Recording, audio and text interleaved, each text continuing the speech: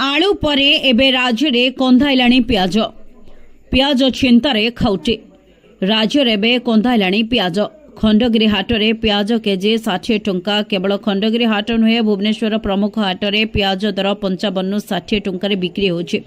आलू दर बढ़ुवा बेले सरकार जो भली पदक्षेप ग्रहण करुथिले एबे प्याज बेले सही भली कौनसे पदक्षेप ग्रहण करा जाउ नथिबारु दर हु हु होई बढ़ी चलीछि। भुवनेश्वर रे दैनिक 300 टन प्याज आवश्यक पड़ी थाए। नासिक प्याज यार चाहिदा मेंटाई थाए हेले गत मासरे नासिक रे प्याज दर बढ़िबारु ओडिसा रो यार प्रभाव परिलक्षित होइतिला। नासिक रे चाषी आंदोलन जोगु ओडिसा को प्याज गाड़ी आसे पारि नथिला जहा द्वारा दर 50 पार हो जाइतिला।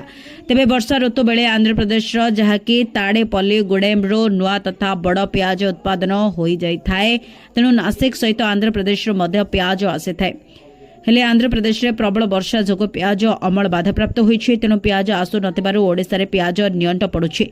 नासिक रे प्याज क्विंटाल दर जहाकी 4300 रु 4400 रही एवं कुबेरपुर व्यवसाय संघर शक्ति शंकर मिश्र कहते वर्तमान प्याज नहीं चिंता नहीं आमर पाइकारी दर 38 टंका रही तेबे केउ दिन नासिक को कम प्याज आसुथिबो से दिन दर बढ़ुथिबो जदि केउंटी किए खुचरा व्यवसायी प्याज को अधिक टंका बिक्री करुथिबे तेबे ताहा उपरे आमर नियंत्रण नाही। Bureau report public talk.